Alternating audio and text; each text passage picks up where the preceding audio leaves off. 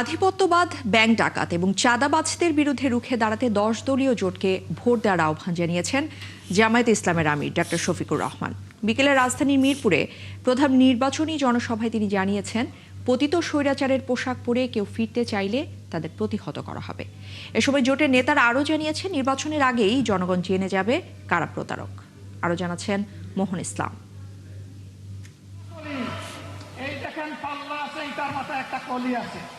ত্রয়োদশ জাতীয় সংসদ নির্বাচনের আনুষ্ঠানিক প্রচারণা শুরুর প্রথম দিনে রাজধানীর মিরপুরে জনসভার আয়োজন করে জামায়াত নেতৃত্বাধীন 10 দলীয় জোট।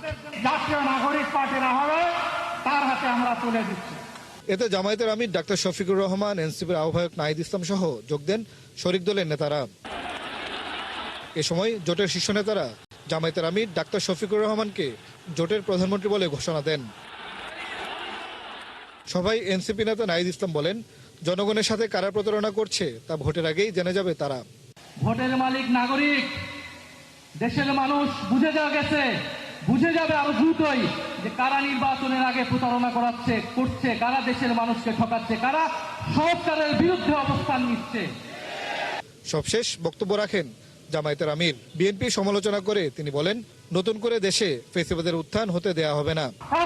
লুট হত্যা, দাড়ি চাপা দিয়ে লুট হত্যা, এইগুলা থেকে নিজের কর্মীকে যারা বিরত রাখতে পারবে, আশা করি আগামীর বাংলাদেশ তারা জনগণকে উপহার দিতে পারবে। আর যারা এগুলা পারবে না, তারা যত রঙিন স্বপ্ন জাতিকে দেখাবেন, জাতি তাদের এই মতলব বুঝতে জাতির মোটেই কোনো অসুবিধা হবে না। গণভোটে হা ও 10 দলীয় জোটের পক্ষে ভোট চেয়ে শফিকুর রহমান বলেন, ক্ষমতায় গেলে দেশে আধিপত্যবাদ, ব্যাংক ডাকাত ও চাঁদাবাজদের রুখে দেয়া হবে। ফ্যাসিবাদের যে কষ্টটা আমরা আপনারা সকলে ভোগ করেছি, মেহেরবানি করে এই কষ্টটা কেউ আর জনগণকে দিবেন না। কিন্তু এখনো দিচ্ছেন, আমরা দেখতে চাই এগুলো বন্ধ হচ্ছে। পরে ঢাকার সংসদীয় আসনে 10 দলীয় জোটের কয়েকজন প্রার্থীর হাতে দাঁড়িপাল্লা প্রতীক তুলে পরিচয় করিয়ে দেন জামায়াতের আমির। মোহন ইসলাম, 71, ঢাকা।